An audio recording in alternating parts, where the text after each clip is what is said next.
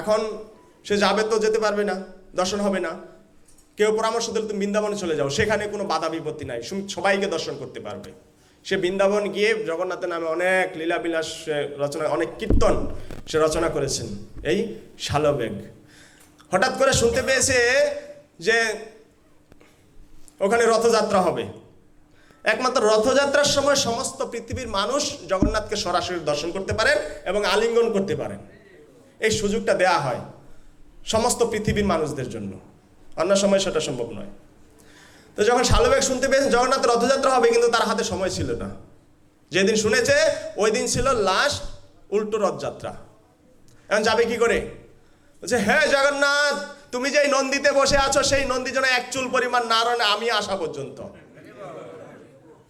তো সেই বৃন্দাবন থেকে 2000 কিলোমিটার দূরত্ব, সেখান থেকে নন্দীকে জগন্নাথকে বলেছে যে তোমার রথ যেন চুল পরিমাণ না যায়। সেইখান থেকে রথ একদম আর হিলছে না, কোথাও যাচ্ছে না, মাত্র একটু হলেই চলে যাবে মন্দিরে, কিন্তু যাচ্ছেই না। কত চেষ্টা করছে পুরীর রাজা, সবাইকে দিয়ে টানছে, হাতি লাগিয়ে দিয়েছে, তাও যাচ্ছে না। তো চিন্তা করো, সেখান থেকে একজন ব্যক্তি জগন্নাথকে এক ডাক দিয়েছিল, সেই রথ থেমে গেছে। আর আমরা যদি সবাই মিলে জগন্নাথকে ডাকি, জগন্নাথ থামবে কিনা? জয় জগন্নাথ, জয় জগন্নাথ, জয় জগন্নাথ।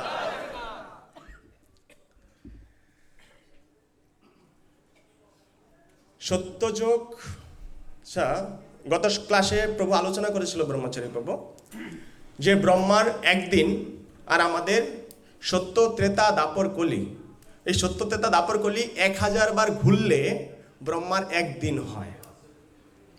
আর এই ব্রহ্মার একদিনে 14 জন মনু রাজত্ব করেন। তাহলে একজন মনুর রাজত্ব কাল কত করে পড়ে? 71 চতুর্যুগ। কারেক্ট, গোবর্ধনানন্দ প্রভু 71 চতুর্যুগ পর্যন্ত একজন মনুর আয়ুষ্কাল। এখন আমরা আছি হচ্ছে 7ম মনুর রাজত্বকালের সময়, এর নাম হচ্ছে বৈবস্বত মনু। এখন যে মনু রাজত্ব করছে 7 নম্বর মনু, হ্যাঁ 7 নম্বর মনু। আর এই জগন্নাথপুরী রথ যে মন্দির তৈরি হয়েছে সেটা হচ্ছে প্রথম মনুর দ্বিতীয় চতুর্যুগে। যে প্রথম মনু 71 চতুর্যুগ তার আয়ুষ্কাল ছিল, তার যে দ্বিতীয় চতুর্যুগ, এই চতুর্যুগের সত্যযুগে এই মন্দির প্রতিষ্ঠা করেন জগন্নাথের। তাহলে সেই মন্দির কত যুগ পার হয়ে গেছে তার কোনো ঠিক আছে, গ্যারান্টি আছে? মানে কোনো হিসাব আছে? হিসাব করা যাবে? কোনো হিসাব করা যাবে না। এই কথাটা বলা হয়েছে স্কন্দ পুরাণে রয়েছে। আর এই জগন্নাথপুরীতে যত লীলাবিলাস হয় সেগুলো মডেল পঞ্জিকা নামে একটা পঞ্জিকা রয়েছে, এটা পান্ডাদের কাছে থাকে। এই পঞ্জিকার ভিতরে প্রতিদিন কি ঘটনা ঘটছে সকাল থেকে সারা রাত পর্যন্ত, সেই ঘটনাগুলো সব মডেল পঞ্জিকাতে লিপিবদ্ধ করা হয়।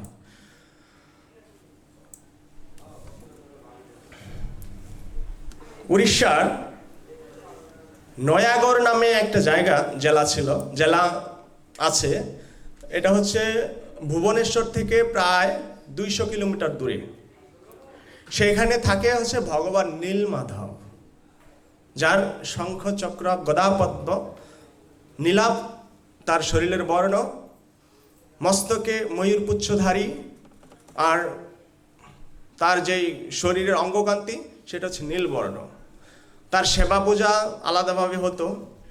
তো সেইখান থেকে সে চেয়েছিল যে তার রাজকীয় সেবা গ্রহণ করার জন্য। তো আমরা যাব যেই রাজকীয় সেবা গ্রহণ কার কাছ থেকে করবে। তো যেই সত্যযুগের রাজা ছিল তার নাম হচ্ছে ইন্দ্রদম্ন। আর এই ইন্দ্রদম্ন রাজা বাস করতেন বর্তমান যুগের উজ্জয়িনীতে। অবন্তী নামের একটা জায়গা আছে, সেই অবন্তীনগরে রাজা ইন্দ্রদম্ন বাস করতেন।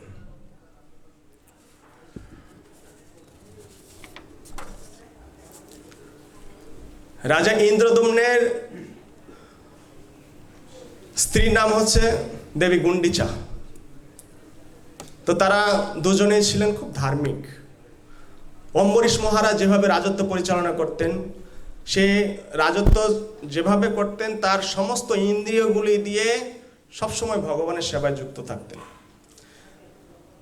ইন্দ্রদম্ন মহারাজের কথা ব্যাখ্যা এরকম করা হয়েছে যে রাজা অম্বরীশ মহারাজ এখনকার বর্তমান যুগের বিশেষ বিশেষ ব্যক্তিরা, ধন্যাঢ্য ব্যক্তিরা, বর্তমান যুগে একজন অম্বরীশ মহারাজ রয়েছেন, জানেন? হ্যাঁ, ইস্কনের যে মন্দির, আমাদের সবথেকে বড় ডোনার মায়াপুর মন্দিরের অম্বরীশ মহারাজ দাস, সেই রাজার নাম অনুসারে সেই অম্বরীশের দাস হচ্ছে এই অম্বরীশ প্রভু। তো অম্বরীশ মহারাজ কিভাবে ভগবানের সেবা করতেন? ভাগবতমের অধ্যায়টার নাম মনে নেই আমার, সবই মন কৃষ্ণ পদার বিন্দই, তার মন দিয়ে সবসময় ভগবানের পদার বিন্দে চিন্তা করতেন। বাচাংশী বৈকুণ্ঠ গুণানুবর্ণনে, তার বাণী দিয়ে সবসময় বৈকুণ্ঠের গুণ বর্ণনা করতেন। শ্রুতিং চকার অচ্যুত সৎ কথোদয়, তার কান দিয়ে সবসময় ভগবানের কথা শ্রবণ করতেন। মুকুন্দলিঙ্গ আলয় দর্শনে দৃশ্য, তার চোখ দিয়ে সবসময় ভগবানের বিগ্রহ দর্শন করতেন। তদ ভৃত্য গাত্র স্পর্শ অঙ্গ সঙ্গমম, তার শরীর দিয়ে ভক্তদের আলিঙ্গন করার মাধ্যমে ভগবানের সেবা করতেন। এইভাবে তার সমস্ত ইন্দ্রিয় দিয়ে গ্রাণাঞ্চ তদ পাদ সরোজ সৌরভে, ভগবানের তার যে নাক ছিল সেই নাক দিয়ে শুধু ভগবানের পুষ্পের গ্রাণ গ্রহণ করতেন। তো তার সমস্ত ইন্দ্রিয়গুলি ভগবানের সেবায়, ঠিক যেরকম এখন আমরা ইন্দ্রদম্ন রাজার কাহিনী বলছি। রাজা ইন্দ্রদম্ন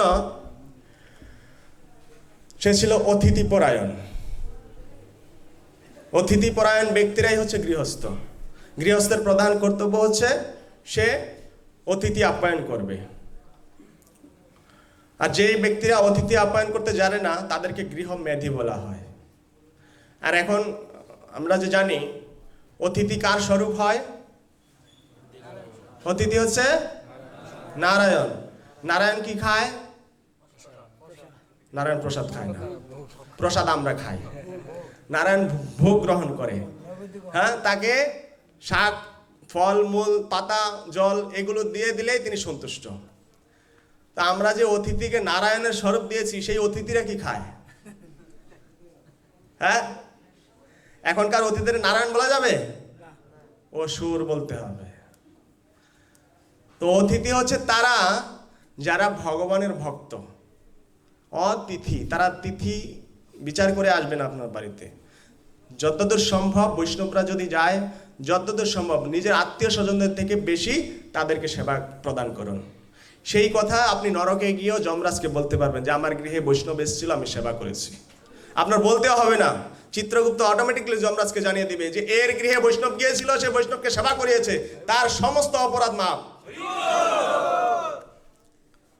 গুরু মহারাজ একটা প্রবচনে সুন্দরভাবে বর্ণনা করেছেন যে একজন পাপী, সে শুধু একটু, একটা ভক্ত বৃষ্টিতে ভিজে তার বারান্দায় এসে দাঁড়িয়েছিল, আর সে ভক্তকে গৃহের মধ্যে নিয়ে একটা আসন দিয়েছে বসার জন্য। মাত্র 15 মিনিট সময়, বৃষ্টি শেষ হয়ে গেছে, সেই ভক্ত চলে গেছে। যমরাজ যখন তাকে জমালয়ে জিজ্ঞাসা করছে যে দেখো চিত্রগুপ্ত, ওর পাপ কর্ম আর পুণ্যকর্ম কি আছে? তার পুরো জীবন পাপে পরিপূর্ণ, শুধু এক জায়গাতে ছোট্ট করে লেখা আছে যে 15 মিনিট সময় মাত্র সাধু সেবা করেছিল। তার জন্য তাকে বলছে তুমি 2টা অফার পাচ্ছ। একটা হচ্ছে এই যে সারা জীবন পাপ করেছো, সেই পাপের ফল আগে গ্রহণ করবে, নরক যন্ত্রণা ভোগ করবে, নাকি তুমি এই একটু সাধু সেবা করার কারণে একটা মনুষ্য জন্ম পেয়েছ, সেই মনুষ্য জন্মটা আগে নেবে না পাপ কর্মগুলো আগে খণ্ডন করবে? বলছে লোকটা একটু যদিও পাপী ছিল কিন্তু বুদ্ধিমান ছিল, বলছে আমি আগে মনুষ্য জন্মটা লাভ করতে চাই। বলছে ঠিক আছে। তো তাকে মনুষ্য জন্ম দিয়েছে, যেহেতু একটু সাধু সঙ্গ করেছিল পূর্বজন্মে, এই জন্য তার মনে ছিল যে আমি একটু মনুষ্য সাধু সেবা করার কারণে আমি আবার মনুষ্য দেহ লাভ করেছি, তো আমি এই জীবনটা সাধু সেবায় কাটিয়ে দিব। যখন সে এই জীবনটা সাধু সেবায় কাটিয়েছে, অন্তিমে কোথায় চলে গেছে? ভগবত ধাম। এই হচ্ছে একটু সাধু সেবা করার ফল। এই জন্য সাধুদের সেবা করার যথেষ্ট চেষ্টা করবেন। আর এই রাজা ইন্দ্রদম্ন এবং রানী গুন্ডিচা, তারা ছিল সবসময় অতিথি পরায়ণ। অতিথিদেরকে ঘরে নিয়ে এসে যথাযথভাবে তাদের সদর আপ্যায়ন করতেন। তো এক সময় এক ব্রাহ্মণ, তৈত্তিক ব্রাহ্মণ, সে এসেছিল তার আতিথেয়তা গ্রহণ করার জন্য। তো সেইখানে বর্ণনা করছেন যে ভগবানের যেই রূপ একবার যদি কেউ দর্শন করে, সে আর এই জগতে তার কোনো কিছুই ভালো লাগে না। চৈতন্য চরিতামৃতের শ্লোক রয়েছে, বন্ধুর সঙ্গে তব যদি রঙ্গ পরিহাস, থাকে অবিলাস, থাকে অবিলাস, মথুরায় আর কেশী তীর্থ ঘাটেরও প্রকাশ। যদি বন্ধুদের সঙ্গে আনন্দ ফুর্তি করার ইচ্ছা থাকে, তাহলে কখনো বৃন্দাবনে যেও না। আর যদি বৃন্দাবনে যাও, তাহলে কেশীঘাটে যেও না।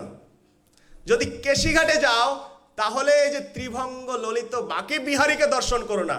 একবার যদি বাঁকে বিহারীকে দর্শন করো, তাহলে তুমি এই জগতের থাকবে না, তুমি তার হয়ে যাবে।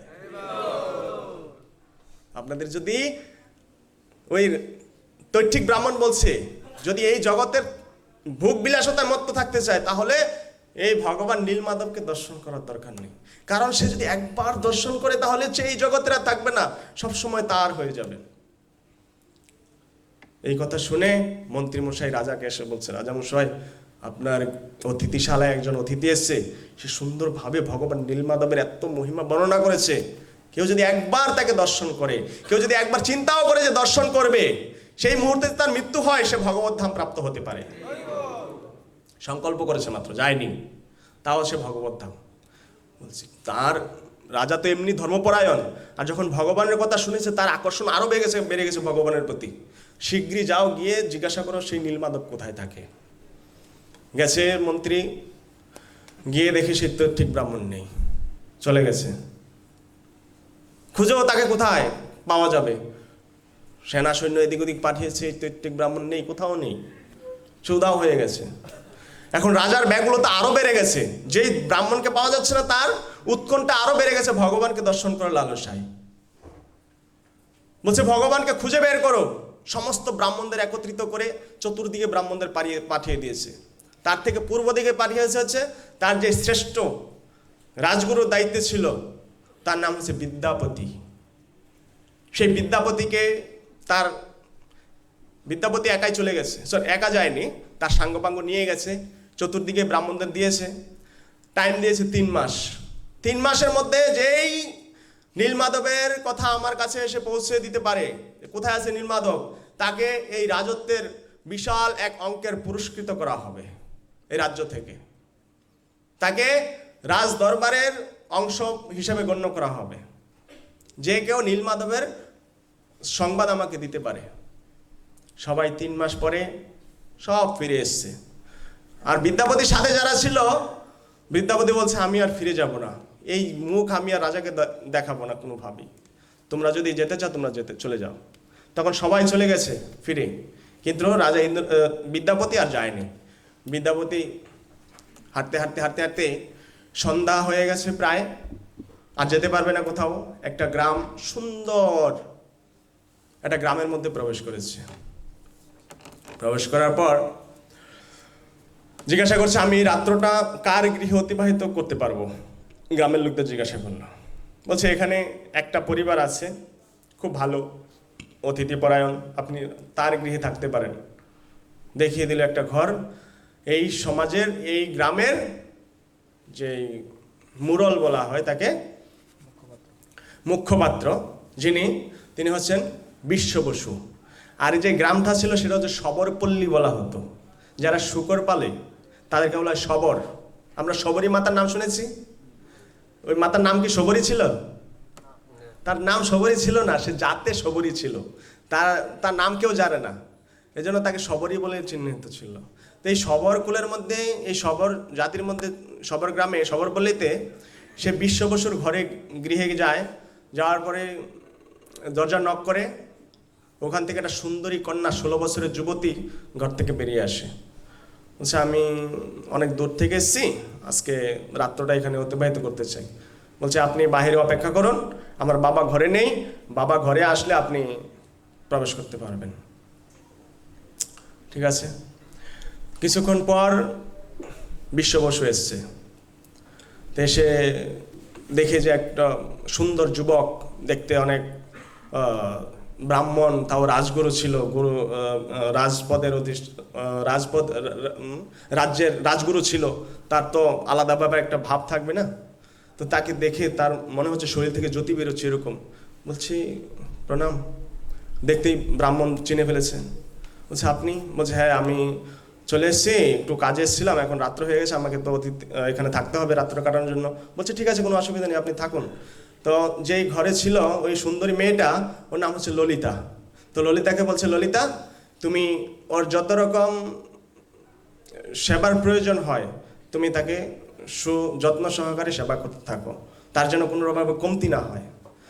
তো সে রাত তো ছিলই, তারপরে তাকে অনুরোধ করে আরও কিছুদিনের সময় বাড়িয়েছে, আমি আরও কিছুদিন থাকতে চাই, আপনার এই গ্রামটা পরিবেশটা আমার কাছে খুব ভালো লেগেছে। বলছে ঠিক আছে থাকুন না, আমার কোনো অসুবিধা নেই, আপনি থাকুন যতদিন ইচ্ছা আপনার। তো বিশেষ করে একটা গৃহে যখন একটা 16 বছরের মেয়ে আর একটা যুবক থাকে, সেই ঘরে স্বাভাবিকভাবে কি হয়, তাদের মধ্যে প্রেমের সম্পর্ক হয়ে যায়। বিশেষ করে আমাদের শাস্ত্রে বলা হয়েছে কোনো পুরুষ এবং স্ত্রী একা তার মায়ের সাথে, বোনের সাথে, তার মেয়ের সাথে পর্যন্ত নির্জনে একা কথা বলা নিষিদ্ধ, কারণ এটা আগুন আর ঘিয়ের সাথে তুলনা করা হয়েছে। তো যখন ললিতা আর বিদ্যাপতি তাদের মধ্যে একটা প্রেমের সম্পর্ক হয়ে যায়, প্রেমের সম্পর্ক হওয়ার ফলে কিছুদিন পর বিদ্যাপতি বিশ্ব বসুকে বলে যে আপনার মেয়ের সাথে আমি বিবাহ বন্ধনে আবদ্ধ হতে চাই, যদি আপনার কোনো আপত্তি না থাকে। বলছি অহভাগ্য মহাভাগ্য, এটা আমার পরম সৌভাগ্য যে আপনার মতো একজন বিজ্ঞ ব্রাহ্মণ আমার কন্যাকে গ্রহণ করতে চাইছেন। আমি একজন নিচকুলের মানুষ, তো উচ্চকুলের পুরুষ নিচকুলের মেয়েকে বিবাহ করতে পারে, শাস্ত্রীয়ভাবে নির্দেশ দেওয়া আছে। কিন্তু একজন নিচ বর্ণের পুরুষ উচ্চ বর্ণের মেয়েকে বিবাহ করা নিষিদ্ধ আছে তাতে শাস্ত্রীয়ভাবে। যাই হোক, এখন সবাই শূদ্র, কে উঁচু কেউ নিচু, কলিযুগে কোনো উঁচু নিচু নয়, সব শূদ্র, এখানে সবাই সবাইকে বিবাহ করতে পারে, তাতে কোনো ঝামেলা নেই। হরে কৃষ্ণ।